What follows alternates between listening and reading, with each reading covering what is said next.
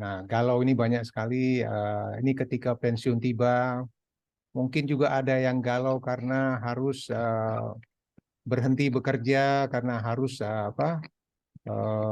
ada pengurangan tenaga ya, atau mungkin juga kegalauan karena kesulitan usahanya belum jalan dengan baik ya. Jadi banyak hal. Nah, ini kebetulan kita topiknya tentang properti yang bisa menjadi solusi untuk kegalauan tersebut gitu.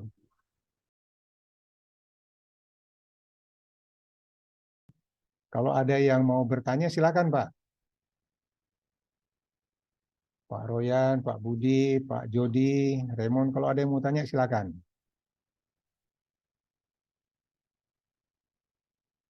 Iya. Menarik Pak Haider. Iya. Cuman memang pola pikir saya barangkali karena dunianya apa namanya udah nyaman di posisinya, jadi orang birokrasi biasanya kan pergi pulang gitu kan, nggak Iya, pernah iya. berpikir tentang bagaimana seharusnya itu. Padahal kesempatan itu juga bisa digunakan sebagai mungkin dalam pertemanan itu bisa menjadi pemasaran ya, tapi jiwa entertain, jiwa bisnis itu belum ada. Iya, Saya iya. perlu belajar banyak dengan Pak Haidir, mungkin begitu Pak Haidir, terima kasih. Iya, baik-baik. Terima kasih Pak Royan atas sharingnya. Ya, paling bagus kalau kita bisa ketemu dalam acara tatap muka. Di sana akan lebih fleksibel kita berdiskusi ya, apapun pertanyaannya yang bisa saya jawab, saya pasti berikan gitu.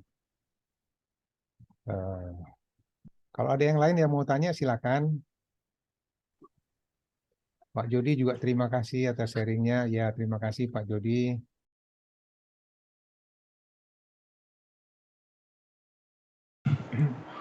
Oh, tentu akan ada pendampingan ya. Nanti kalau kalau sudah menjadi tim apa sudah pernah ikut training, saya akan bimbing sampai bisa, sampai bisa.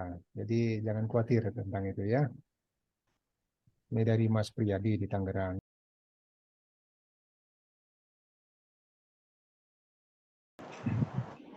Iya, makasih Pak Haider.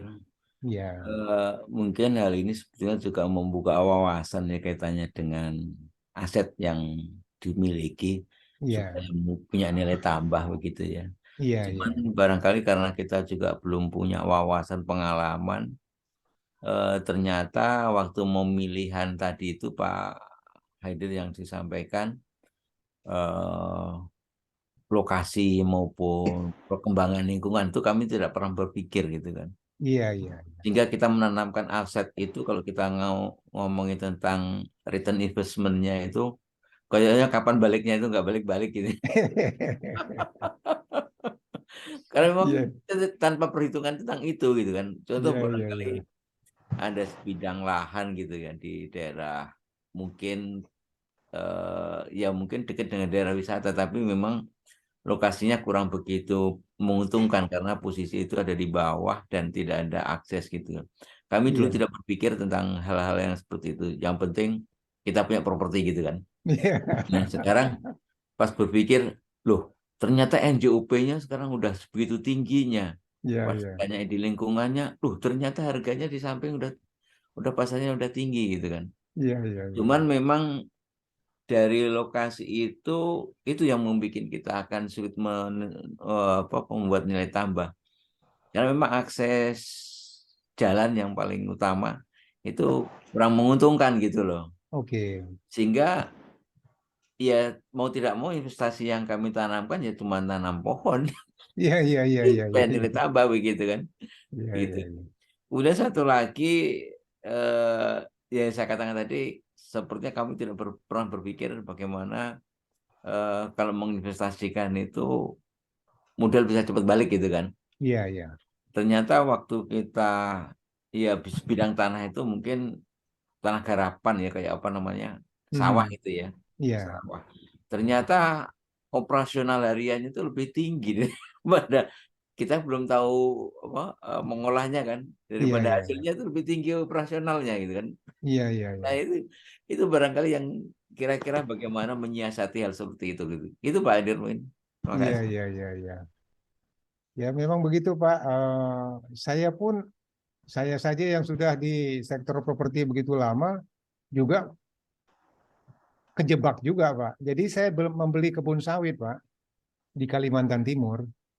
Itu kan sebenarnya saya mulai teliti kebun sawit itu di awal tahun 2000 waktu saya ada di Riau ya. Saya menjadi kontraktor Caltek. Jadi saya kepingin punya kebun sawit supaya saya punya cash flow. Nyari, ketemunya di tahun 2012 di Balikpapan, dekat IKN. Nah, saya cobalah 50 hektar beli kebun di sana. Ternyata di situ saya baru belajar juga. Cash flow-nya kurang bagus karena kebun jadi yang saya beli, jadi kualitasnya nggak bagus. Kemudian harga tanahnya nggak naik-naik. Saya bilang, waduh, saya sudah di properti aja masih kejebak. Bagaimana orang yang nggak pernah masuk ke Betul. properti gitu kan? Iya betul. Jadi, tapi dengan pengalaman itu saya menggali, Pak, mencari tahu apa yang harus saya lakukan. Jadi kayak tanahnya Pak Royan yang tadi katakan ada sedikit di kawasan wisata dan kurang menarik untuk posisinya di bawah gitu ya. Kita harus lihat, Pak, mungkin bisa dijadikan objek wisata pendamping, misalnya kolam renang karena dia di bawah gitu ya, atau kolam pemancingan, atau kalau nggak bisa juga ya kita gunakan untuk pertanian, Pak. Ini apa? Tanaman ringan ya. Banyak yang bisa lakukan, misalnya buat cabai atau karena cabai itu kan harganya lumayan, Pak, itu. Kemudian sekarang ada singkong yang dirubah menjadi Beras. pengganti gandum gitu ya. Nah, itu macam-macam ada teknologi itu bisa dilakukan. Nah, kalau teman saya yang di Pangalengan itu dia mengembangkan sapi dan pupuk gitu. Jadi banyak hal, Pak, yang bisa dilakukan walaupun di daerah. Yang jelas namanya tanah, Pak, atau properti itu nggak ada sia-sianya, Pak, dan tidak ada ruginya. Tinggal kita mencari bisnis apa yang cocok di atas itu. Itu saja. Cuma mencari bisnis yang cocok memang perlu waktu, perlu banyak belajar, banyak tanya, banyak lihat gitu. Itu saja sebenarnya. Jadi kalau dibilang rugi, pengalaman saya properti itu saya belum pernah ngalamin kerugian sih. Jadi termasuk kebun sawit saya yang saya katakan harga tanahnya nggak naik. Tapi saya yakin beberapa kali saya sudah ngalamin, nggak pernah mengalami kerugian, Pak. Kita tinggal mencari kecocokannya saja. Memang pengalaman kayak Bapak ini banyak yang saya lihat juga ya. Teman-teman saya yang lain yang punya duit, beli tanah di kampung, beli sawah, beli ini. Akhirnya mereka kejebak. Wah, beli sawah, ternyata hasilnya tidak seperti yang diharapkan. Ya, memang begitu ininya. Jadi karena properti itu kalau mau diolah yang tergantung tujuan kita ya. Mungkin karena kita tadinya bekerja ada income yang rutin sehingga tidak terlalu memikirkan. Tapi begitu kita pensiun kita mulai mikir, wah ini ada aset tapi kok nggak produktif ya. Nah disinilah Iya betul. PR yang harus kita carikan, Pak. Iya betul. Makanya saya sharing ini sebenarnya untuk persiapan pensiun ini bukan hanya orang yang sudah berusia lanjut.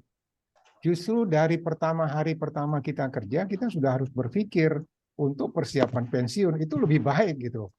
Waktu kita cukup gitu. Nah, jadi mungkin itu, Pak, yang bisa saya inikan. Nanti lebih lanjutnya kita bisa ketemu tatap muka lebih detail ya. Mungkin ada pertemuan-pertemuan lain-lain yang bisa kita lakukan juga, kita bisa diskusi, Pak. Tapi Bapak nggak usah segan-segan. Kalau mau tanya aja, Pak. Kapan aja gitu, di WA juga boleh gitu. Jadi terima kasih Pak Haidir. Baik, sama-sama Pak Loyan. Saya senang Bapak bisa hadir malam ini. Semoga bermanfaat sharing ini gitu ya. Dari Mas Priyadi, di Perum banyak target, Pak. Tapi saya perlu rumusnya untuk bergerak. Nah, nanti Mas ikutin kembali sharing yang ini dari awal sehingga Mas punya bayangan ya bagaimana cara melakukannya. Kalau mau lebih lengkap, ikuti trainingnya karena training itu akan diulas secara lebih detail ya. Apalagi ada on the job trainingnya, kita survei lapangan bisa melihat contoh-contoh. Nah, bila perlu nanti satu hari kita rencanakan ke Perum di tempat yang Mas berada ini kita lihat lokasi itu cocoknya buat apa gitu. Itu kira-kira yang bisa saya sharingkan. Tapi dia bilang terserah kan. Oke, masih ada yang lain yang mau tanya? Pak Jody? Demikian Bapak-Bapak semuanya, terima kasih atas perhatiannya. Jika ada hal-hal yang kurang berkenan, saya mohon dimaafkan ya. Terima kasih, selamat malam. Salam sejahtera untuk kita semua. Assalamualaikum warahmatullahi wabarakatuh.